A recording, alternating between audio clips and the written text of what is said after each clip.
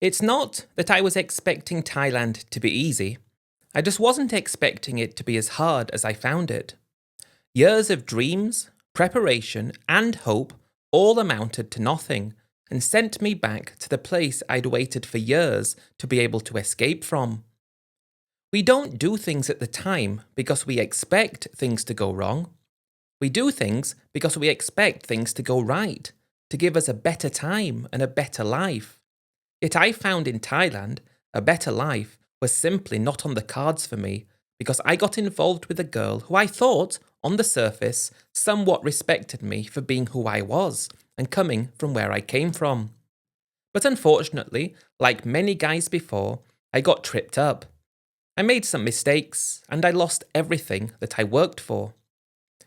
I would do anything to have another go, yet it's not that easy. I can even pinpoint the exact time in my life, or should I say, in my Thailand misadventure, when things started to go wrong, and it pains me to see that so many other guys have been through similar things to me. And even though I'm sharing my story, it's still going to happen to other guys as well, because when you're in the moment, like I was, common sense and thinking straight and making sensible decisions are simply not things you think about. It was always my plan to retire to Thailand from my first holiday all the way back in 2009. I knew there was something about the place that resonated with me more than anywhere else. I like to consider myself a well-travelled individual. I'm from the UK, and I travelled extensively throughout Europe. I've been to a number of countries in Africa and South America, and also Asia. There are many countries that I felt were amazing, but Thailand always stood out to me as being the place where I could feel the most at home and do the most things that I wanted to do within my budget. That didn't really seem to be any other countries that ticked as many boxes as Thailand did. And while I have been to lots of countries since 2009, I knew from very early on that I was visiting those countries for holidays only. Yet, when I returned to Thailand for a holiday, it was always thinking about the future and the bigger picture and thinking what I could do when I was finally able to retire. No country ever came close for me. Only Thailand offered what I was looking for, and I didn't have to wait for too many years before retirement was finally on the cards. It was always my plan to retire at the age of 55 in 2018, but when I had turned 51 in 2014, I had a really stern conversation with myself where I decided that I might as well go to Thailand right now. I guess that was my first mistake, because in 2014, while I would have had a budget that would have seen me being able to live for the rest of my life in Thailand, I didn't do anything to allow for any extra spending that I didn't plan on. You could also say that I didn't plan on getting into a relationship that would cost me any more money than I had allocated for my budget, and it's very difficult to write about after hearing so many other guys' stories, because when I hear stories from other guys, I even find myself shouting at the screen, "How did you get yourself into that position?" Yet, I failed to understand for some reason, and I did the same thing. With that being said, at 51 years of age, I moved to Thailand with savings of £300,000 and the idea to spend £10,000 a year. While I don't deny it possible to live on that amount of money, the problem being, I went on holiday many times, I just for some reason assumed that I would be able to spend less, even though I was doing much of the similar sort of things. I will admit, right here and now, that Pattaya was my paradise. I still watch videos about Pattaya even today, even though I'm not living in Thailand anymore, and I have no hope of ever returning. I suppose I am thankful in some ways that Pattaya has changed so remarkably since I was last year there, and it's not likely to be ever the same again. I must admit to taking a little bit of solace from that, because without that solace, I do really feel like I would be in an even worse mental state than I am at the moment. I can even remember arriving in Thailand as a retiree for the first time, knowing that I never needed to leave again. I used the word knowing there on purpose because at the time I felt like it was fact. I had no plans to ever leave Thailand again, especially back to my own country. Of course, there may have been a possibility that I would have gone somewhere close by, Cambodia, for example, but I definitely didn't plan going much further afield than that. I never really got on very well with Bangkok, the big city vibes, traffic, and the expense of things because you'll still find that it is a capital city. It never really stuck with me as being worth it when you go to Pattaya, and you can spend a fraction of what you spend in the bars in Pattaya than you do in Bangkok. To me, at least, that meant that there was no point to even entertain Bangkok. I always found the accommodation was a lot more expensive for something similar. Nice restaurants were way overpriced, and I'll talk about it once more. The bars were considerably overpriced. Small beers for over 100 baht, even back then. Yet in Pattaya, you were able to find beers for 60 or 70% of the price. It was a lot more favourable for somebody on a budget, and the fact it was next to the ocean with the nice sea breeze, Pattaya was everything I needed in Thailand. I can only talk about Bangkok and Pattaya. Those were the only places I ever went in Thailand up until then. 3 separate holidays before my eventual retirement there, and those were the only places I went. And one thing that I was looking forward to do in retirement was to be able to go and explore lots of other places in Thailand that I'd only read and watched about. That was something I couldn't wait to do. So, when I arrived in 2014, I got a taxi immediately to Pattaya and went to my usual hotel not too far away from Beach Road.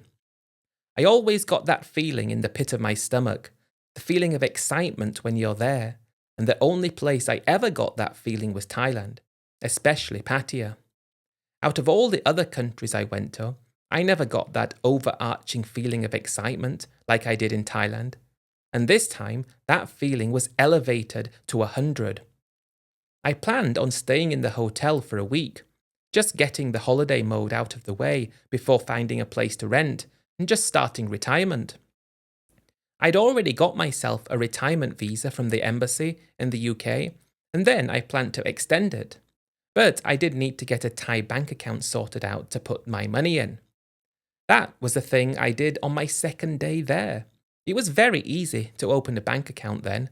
I can remember just going in and asking to open an account, and they said, okay, passport. They didn't even want proof of address. They just said, where are you staying? And I gave them the hotel address, and that was good enough for them. I then transferred in all my money, and then that would keep me for the rest of my life, at least I hoped. 800,000 baht for my retirement extension, and yeah, that was it. I transferred all £300,000 in. I did want to have a few different bank accounts, one held for a fixed deposit. It might only pay a smaller bit of interest, but it didn't matter. And then I would keep money inside the bank for a year's living expenses and a separate one for my retirement visa. The exchange rate was far better back then, so I got just under 16 million baht. The thought of spending £10,000 a year at the time was 540,000 baht, not 430,000 baht like it is today. My first week as a retired guy in Pattaya, it was incredible. The problem was it was too good. I did allocate myself a little bit of extra budget for the first couple of months, in the hope that I would get everything out of my system and just get into living the retired life. Maybe going to the bars once a week, twice a week maybe. Try to find a friend circle of other expats, find a hobby and something to keep me occupied. And that's what I was thinking about. How would I keep myself busy without spending more than my budget? The thing that I struggled with the most, in my mind at least, and the things I wanted to do, it fit into a very narrow range of possibilities for my budget. And I quickly realised that on the budget I had, I would be scrimping and saving for 6 days a week to have one reasonable day. And by reasonable, I don't mean going to a fancy restaurant and having a lot of drinks or dating. Thailand is cheap, but if you want a good time, and since then, I'd noticed 2009 to 2014, the prices had started to shoot up considerably. Yet, when I left, prices had gone even more crazy. What I'm trying to say is that while Thailand is cheap, depending on what you want to do, it can get very expensive very quickly, and I hadn't budgeted on that. Aside from everything, of course, I spent a lot of time in the bars. I couldn't get enough of the bars in Pattaya. I never viewed them in a way that many people do. I just thought they were great places to go for a drink, have a chat with other people there, and speak to the girls. I was never one of those guys who got into fights like you see all the time in Pattaya. And again, I see videos even today of people getting into fights there. Yet, I didn't see that many like people like to portray they are when I was there. Those first few weeks in Thailand as a retiree, I suppose it was the pinnacle of my retirement, because everything just went downhill from there, because it just went wrong. That's all I can say. It just went wrong. I stayed in the hotel for another 2 weeks, so I did spend a bit longer than expected. But I found a place to rent that was not too far away, and it was a lot less money than I was paying in the hotel. It was only 9,000 baht a month, but I had to pay electric and water on top of that, as well as the internet. I guess I was spending close to 13,000 baht every single month for my accommodation and utilities, and that didn't feel too bad. If I was going to stay within my budget, that meant I had 40,000 baht every month to spend, and it felt like a great deal of money for Thailand. I will admit to going without insurance because I thought that was going to cost too much money, but 40,000 baht, it sounded like a lot. The problem is, I found out as soon as I moved into the condo, and instead of going to the restaurants I actually wanted to go to, or going for a drink in the bars I actually wanted to go to, I was going to places that might be a lot cheaper, yet the experience was nothing like. Let me give you an example. One thing I found very early on, that while you could go and eat a plate of Thai street food for only 40 baht, and that wasn't much money to spend for a meal, you weren't going to get a sit-down restaurant experience where you could take your time and spend 30 minutes or an hour there and have a drink at the same time. It was a very quick in and out, hot and sticky, no air conditioning, and it wasn't the experience that I was looking for in retirement. It was okay to go occasionally for lunch. Perhaps you're going for a walk and you decide to just pull in somewhere and have a quick bite to eat and be on your way again. But I couldn't do that for dinner. It wasn't the experience I was looking for. There wasn't anything necessarily wrong with the food, it was just the experience. My favourite thing to do was go out to a restaurant, go and sit down for 5 minutes before they bring you the menu. Then you order your drink and food. They might bring the drink 5 minutes later, the meal 15 minutes later, and it's the experience. Yet when you go for a meal at a place that sold street food, it was very quick. So the whole experience there wasn't what I was looking for. So that was the problem. You can spend 40 baht for a meal, yet the experience wasn't right. The next issue I found was there was no in-between kind of places to go, where instead of spending 40 baht for a plate of Thai street food versus 300 baht for a meal in the type of restaurant I wanted to go to, there didn't seem to be anywhere in between. For example, a 150 baht meal that could give you the experience for a reasonable price.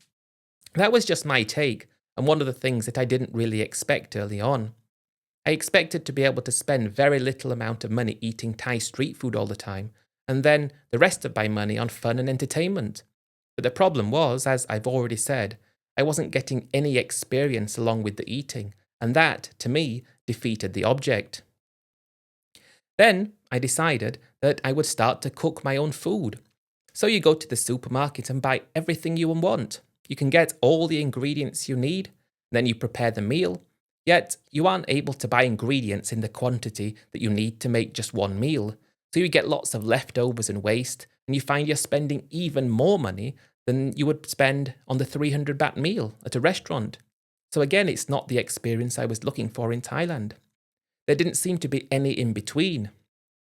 If there was a restaurant where you could go and get something half decent for 150 baht, then you could have the full experience. Maybe make a go out of it at the same time when you're there for an hour. That would have been great, but I couldn't find it. I'm not talking about the price of drinks to go along with this, I'm just talking about the food. So I'm finding I'm spending so much more money on food than I should be, which meant that I didn't have enough left for entertainment, and entertainment was far more important than food. So I suppose it is swings and roundabouts, and that's how I found it. And while I was always open to the possibility of having a relationship in Thailand, I'd come out of a marriage about 6 years prior to retirement. I always did miss company. Yet I decided to rush into a relationship quickly in order to find some kind of happy medium as for my retirement. My reasoning was, as I've heard many other guys say, if you're in a relationship, your entertainment costs should go down considerably because you don't need to go to places anymore because you have a partner to share things with. So you can go to different places instead and spend far less money. This was the second decision I made that would lead to my downfall. I know many people say you shouldn't meet a girl in a bar. Yet I loved the bars and I respected the girls that worked in them. I have nothing against the girls that work in bars in Thailand. Yet I went into things with a very false understanding of what was actually going on. It seems to be a very common misconception that guys have, because I've heard it talked about before. But for me, it was exactly the same. I thought that a girl that worked in a bar was doing so not for money. I mean, of course, for money, but not for the sole reason of making money. But the main reason for working there was because she couldn't make money anywhere else to the same level, because of lack of education or a lack of intellect, and just general things like that I always thought was what they were there for. I thought most girls' dreams who worked at places like that was to no longer have to work at places like that, and in return for not having to work in a bar, they would sacrifice some of their own personal ideas and dreams in return for leading a more respectful life. That was a huge error of judgment that I made, because I've since learned that many girls relish working at places like that, making a lot of money, and I find that very distasteful if I'm being perfectly truthful. But when you're in your Thailand element, as I was at the time, I'm looking at things exactly like I want them to be. I'm not thinking that I'm doing anything wrong. I'm not thinking I'm making any mistakes. I think the way I see Thailand and the bar scene in Thailand is accurate and truthful to how it is. So after I met a girl about 2 weeks later, I decided that that relationship would be the best course of action in order to help me save money. I know how ridiculous that sounds now as I think about it, but that's what I thought I was doing. I thought I was helping a girl who didn't really want to work like that to have a more dignified life. And in return, I would get loyalty, dedication, and a great person to share my life with. I didn't expect to share my money with anyone other than her. I didn't expect any of her problems that extended out from her to her extended family would also become my problems. I didn't expect her to want anything really, if I'm being honest. I thought she would have been happy to have been taken care of. Yet I suppose I was extremely naive to think that. But the girl I met was 25, and she wasn't even from Isan. She was from a province called Lop Buri. She did have one child who was living in a rented house with her mother, who was also living in Pattaya. I never experienced anything like that before. Usually the girl's children live up in a village a long way away with the grandparents, yet it appeared like her mother and child were living in Pattaya with her. I would learn later that her mother, who was about 42, also worked in a bar, yet I didn't understand that at the time. The problem was, though, I fell hard for her. She was so sweet and kind and affectionate, she was always smiling and bubbly, and always seemed to want to please, and didn't appear to want much in return, apart from just to be supported. I wasn't expecting to have to help her follow her dreams, or help us to try to make more money, or do anything like that. I just wanted someone who I could respect, and who wouldn't return anything more than respect to me. I also thought she would help me save money. And that's the sad thing. I expected her to help me save money because I didn't need to go out all the time and do things. Yet that's not how it happened. But she did move in and live with me not long after we met. She was always going back and forth to the place where she lived with her mother and child, yet she spent the vast majority of the time with me. And at least over the first few weeks as we got to know each other better, I felt like I fell in love with her almost immediately. She even told me she loved me first. She said that I wasn't like any of the other guys and I respected her and treated her well, and that's all she ever wanted. And she even said thank you for what I was doing for her. It felt great to be appreciated. Yet, I suppose I don't know if that's what was actually happening. The way she described it didn't really make sense. She had a child that needed supporting and she wasn't earning any money, and because of that, all of a sudden, she said she needed money to be able to help her child and mother. So that was the first time I thought I would start to give her some money. Again, she didn't tell me at the time that her mother also worked in a bar, and that they had someone helping look after her child when they were both working. She didn't get to that yet. If she had then, I would have probably expected her mother to have said to her, "Don't worry about it. I'll look after my grandchild. You just stay with your boyfriend and try to turn it into something great. It's better if you don't take any money from him so it can last for a long time." Yet imagine having an idea like that. That's how naive I was. I thought that she thought that taking money from me was to her detriment because that's the way I saw it. What would be the point of her taking money from me because that would remove it from the relationship? If I held the money, that money was for the relationship. If she held the money, it was for her and her family. So I suppose that should tell you all you need to know about the relationship, but again, at the time, I didn't see it. So when push came to shove, I agreed to give her 15,000 baht out of my budget every single month. And I've heard other guys say the same thing. I expected out of that 15,000 baht that she would pay for some of the things when we went out. Not I give her 15,000 baht every month and then we go out and I pay for everything as well. Because when all was said and done, that meant I was giving her close to 25,000 baht every month, which in turn means I'm spending half of my budget on her. And then she wants to continue doing things for me to spend money. The reason for me being with her was to not spend any money. So again, I went into it with one hope, and she went into it with another. And the problem was, because I'm the man, and because I fell for her, I started to do things that I shouldn't have done, and I started doing that very quickly. 1 month later, it was time to pay the school fees for her child to go to school. That was 40,000 baht for the term, and I just gave it to her like it was nothing, because I was in love with her. I shouldn't have done that. That wasn't part of the deal, but I did. I don't understand how she saw me giving money for her to pay for her child to go to school, how it was beneficial to me, because it wasn't. Yet I'm in love with her, and I'm thinking it's okay, thinking it's a one-off and it's not going to happen again. But it doesn't work like that. So that 40,000 baht became the first of many instances where I gave my retirement funds to her for something that I shouldn't have given her the money for. 15,000 baht per month. Okay, we go out for a meal, you've got to pay for your own. Otherwise, why am I giving you this money? Yet what I'm finding is that my budget is not stretching as far as I was when I was single. Yet when I was single, I was spending too much money going out all the time. So there was no happy medium. What was I meant to do in a situation like that? You have to bear in mind that at the time I am madly in love with her. In 3 months she's been living with me at this point, and that was the only instance of her asking for extra money. Yet, not long after that, there was a problem with her motorcycle. And the thing is, there actually was. I saw the motorcycle and it was broken, it wouldn't start.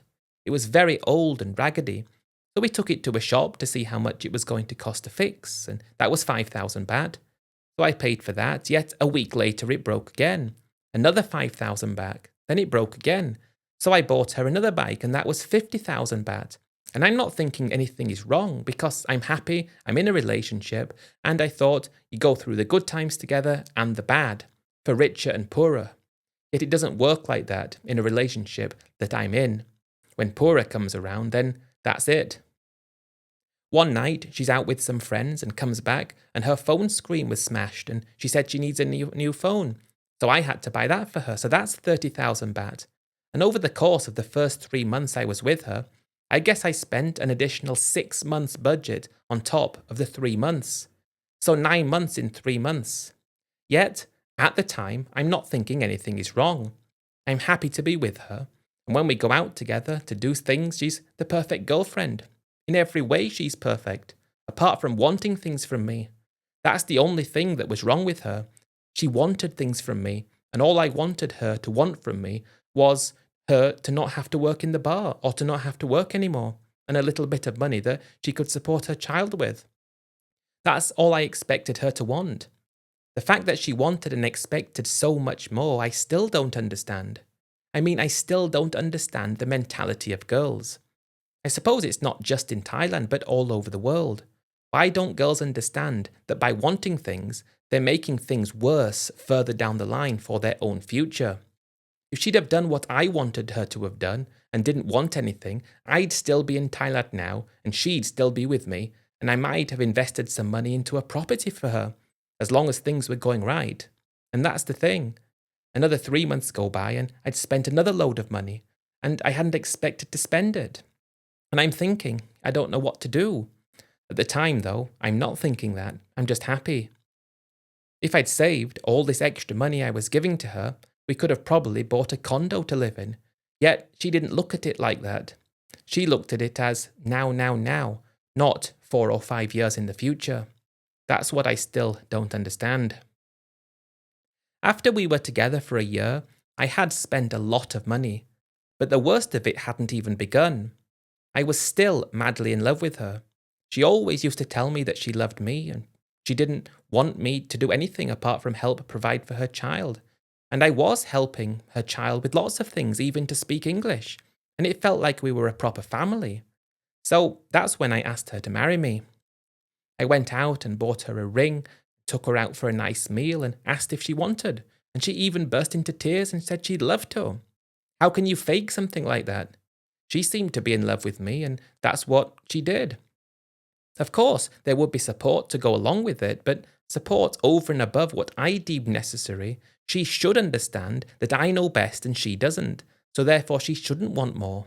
And I thought marrying her would make her respect me more and demand less. Yet it didn't work like that, because she started to demand more and more. When we got married, we went with her mother and child up to the family's hometown to get married there. That was very different to Pattaya. And while I said I wanted to visit lots of places in Thailand, I still hadn't even left Pattaya. So at that point, after we got married, I'd been to Bangkok, Pattaya, and Lop Buri. But it does feel like I'm cementing my relationship with her, and it does feel like things are moving in the right direction, and our life together is only going to go from strength to strength. Now that we're married, we decided it would be best to rent somewhere else, where her mother could live with us and her child could live with us as well. That way, we could all live under one roof. It was quite a weird situation with her mother continuing to work in a bar, coming back very late at night, and she's not going to the bar at all though, my wife. She's spending most of her time with me. I don't mind if she goes out occasionally with friends. I'm not stifling her, but she doesn't appear to want that life back, and her mother seems to want out of the life as well, yet she didn't seem to be able to have much luck finding someone. So I suppose I know now that that probably was never her intention at all. But we did find somewhere to rent, and the reason I wanted to talk about that was because somehow I had agreed to rent a place that was 28,000 baht every month. 4 bedrooms, each with air conditioning.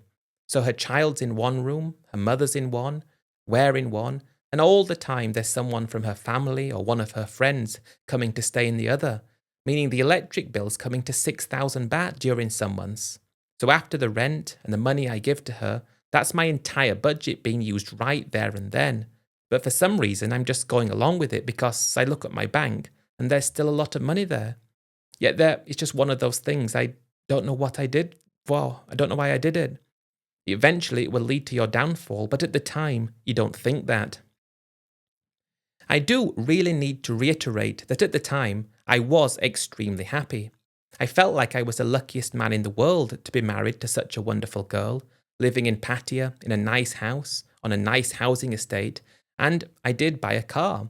I did put it in her name, and that was 700,000 baht. Just like that, more than a year's budget. But I was able to use the car when and if I needed to.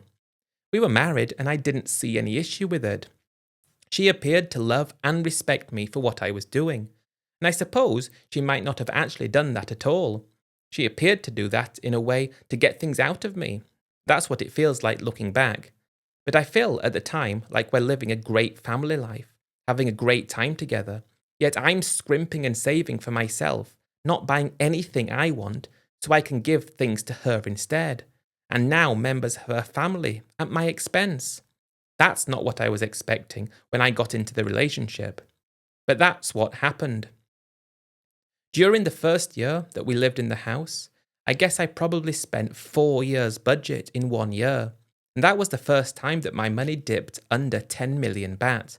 That really scared me because I spent so much money that I didn't want to spend. I didn't want to spend it, but I spent it willingly because the smile on her face seemed to be more valuable to me than anything else. Making her happy meant that she would behave in the way I wanted her to behave, which should mean that things were going to turn out well. But I suppose, under normal circumstances, I definitely wouldn't have done any of these things. Acknowledging with myself that I spent 4 years' budget in 1 year, I suppose that was the turning point where I could have still salvaged some form of retirement. But when I mentioned to my wife that I was concerned that my money was going down far too quickly, she said it would be a good idea if we opened a business to make more money. I'd heard stories about lots of guys going to Thailand and losing all their money in a business venture. Even back then, I'd heard lots of stories. But I thought that I was in a different situation to theirs. That old saying was always in the back of my mind when I was thinking about it. The best way to make $1 million in Thailand is to start with two. Yet at the time, I was full of confidence and ambition to see out my days in Thailand, and I thought about all the things I would be able to do if we had more money. We'd be able to do all kinds of things. We could go down to some of the islands further down south. Really nice weekends. Lots of things we could do that we weren't able to do at the moment because I had no funds to do it. Yet I still spent more than I should, and I suppose if I remained single, I could have gone to all these places and spent less money than I was when I was married. Yet, I need to say it again, at the time, you don't think about it like that. The thought of being able to do all these things, the thoughts of a business being successful with her, that started to excite me very early on when she mentioned it, and she was full of ideas. Over the course of the next year, I'd spent an awful lot more money than I should have done. I was probably under 6 million baht at that point, and that was around the end of 2017. I was getting concerned, because the only way for me to get out of the situation would have been to finish with my wife. But I still loved her more than anything in the world. I would have done anything for her, and that's the problem. I wasn't looking it through sensible glasses. I was looking at it through the eyes of a guy who was madly in love with someone who was prepared to do things that people wouldn't do unless they were in love. So during that year, 2 million baht was invested in a business, which did allow me to get a work permit, and we brought on 4 Thai staff, and we opened a cafe and a restaurant, which was my wife's dream. She was doing tea and coffees and food, and it wasn't directly in Pattaya, it was slightly away, not targeted at expats or tourists. This was a local area, and I thought that was a good idea because it wouldn't rely on high season or low season, and it should be a steady year-round thing. And the 2 million baht was needed for me to get the work permit, and then we could branch out and do more things. That was the idea. We found a place to rent. It was a 3-story shop house, and again, in hindsight, we should have moved out of the house we were renting and lived in the 2 upstairs floors of the shop house, because the rent on that was already 30,000 baht every month. I even sat down with my wife and we did all the calculations. After paying for the rent and the staff and everything we needed, we would need to sell a lot of things. But it was in a good local area, and it made sense that we would be able to sell the amount of things we needed to sell. Yet, as any outsider looking in would already have guessed, unfortunately, it didn't happen, and we blew through the whole 2 million baht in that year, which got me down to the 6 million at the end of 2017. That meant somehow I managed to blow through 10 million baht in 3 years. But we still had the business, and it was still bringing money in, so we continued throughout 2018, and we just lost more money, or should I say, I lost more money. Of course, that meant we started arguing a lot more, and my wife was saying, "Well, you wanted me to open the business because you didn't have any money, and I'm trying to help you." Yet, that's not how I saw it. She was blaming me. I saw it as her wanting to do something, claiming she was able to do something, saying she knew what she was doing, and I invested in that belief that I had in her. It would have been better off if we didn't do anything, because I'd have had a lot more money. But we were paying Thai staff, rent. I was even paying her a wage on top of what I was giving her. So everything was just going from bad to worse. I couldn't believe how I found myself in that position. It's as though it just crept up on me very quickly. I was aware that my money was going down, but I still saw money in the bank and thought, don't worry about it. I then started dipping into fixed savings accounts and I'm not getting interest, even though it wasn't a lot, but I'm still losing it every single direction I take. At the end of 2018, we had no choice but to close the business. It was a monumental failure, and now I'm down to 3 million baht.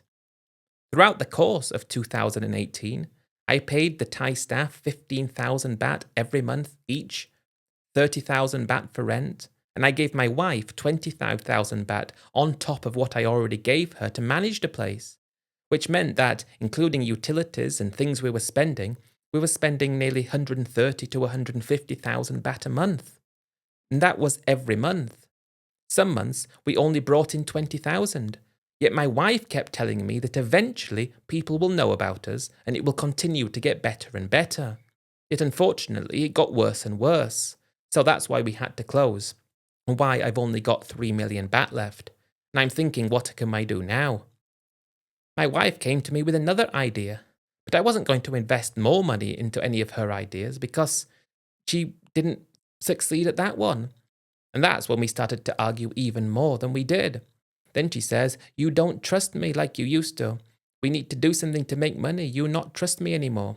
And I tried to explain to her that we've lost so much money on her other business venture, and I was paying her a wage out of it. Yet she thought that it was my fault, and I refused to invest any more money into a business. I told her we need to move to a cheaper place, just you and me, and your mother and child can go back to live somewhere else. As you can imagine, that didn't go down very well with her, or indeed her mother and child. And she said, "We live here. This is where we live, and you have to pay for it." But she didn't quite understand that it was too much. The business didn't work, and I didn't have the money available to spend all of that. I had 3 million baht, and I wanted to save it. If I did things my way, and she just did exactly what I wanted, without any expectations, without any demands, and was just happy to exist while we thought of something else to do, we could have easily got 6 years out of that. But if we continue doing the same thing, it wouldn't even last 2. That was the problem that she never seemed to understand, and I couldn't get it through to her, and the arguments and quarrels continued to get worse and worse. I couldn't force her to leave the house, and I didn't want to be without her, so I endured another few months, and the money was going down even more. When it was down to 2.5 million, that's when I had to put my foot down and say no more. I expected her to see sense, but she didn't. She didn't see sense, and she just said, "If you want to move from here, then I don't want to stay with you." Just like that. It was so matter of fact. She wasn't upset about it. She wasn't sad in any way, shape, or form. It was just as if it was some form of business transaction, and I had no choice. So our relationship broke down just like that. And based on things that I bought for her, such as the car and the bike, and things that I bought for her family, then all I had left was 2 million baht, and she kept everything else. Down from just under 16 million baht in 4 years. When we got divorced, luckily that went smoothly at the local district office. I couldn't believe the position I found myself in. I mean, I really couldn't understand how things had gone so badly, and how she was so spiteful, even though I wasted all my money for her, not even for myself. And that's why we got divorced. I went back onto a retirement visa, and when I should have sort of said to myself, return home and regroup, try again in a few years, I didn't. Instead, I went to rent a small, cheap place, and I got into a bad way, found myself drinking my sorrows in the bar, and I was making my money go down and down. I couldn't make myself feel better. And then COVID came around. I only had 1 million baht left. And it was during COVID that I had to return home, a completely broken man. I did have enough money to rent somewhere, and it was very difficult to do anything during COVID in terms of work. But I struggled on, and as of now I'm older, and not yet in a position to be able to even go back to Thailand, which is where I want to be. I still want to be in Thailand, even after everything happened. But if I was to do it again, I wouldn't do what I did before. The thing is, now, living in England, I rely on help from the government. I wouldn't get that if I was in Thailand, so that's the only reason I'm not there. I would go there and just put up with the fact I couldn't go out all the time and enjoy myself. And it was because the fact I wanted to go out all the time and enjoy myself that I got into the position that I found myself in. I have heard so many guys talk about it so many times. The idea that getting into a relationship is going to save you money as opposed to cost you money. But it never works like that. At least it didn't for me. And it's not worked for any of the guys that I've known about as well. So what happened to me is just a prime example of getting involved in something in Thailand that I had no business getting involved in. I didn't know what I was doing. I had lots of false assumptions, lots of false hopes and dreams, and I put my trust and belief into someone that I married and loved unconditionally. Yet I put my trust and faith into her, but as soon as I told her we needed to cut back on expenditure and move somewhere else, she wasn't having it. She had so much money out of me, and in return I got nothing. And that's the thing that hurts the most, is the fact that she had things out of me. I was happy for her to have things out of me, but as soon as the marriage ended, as far as I was concerned, everything that she had out of me should be repayable with interest. But I know it doesn't work like that. Don't be like me if you're going to Thailand. If you are going to Thailand, look after yourself first, second, and third.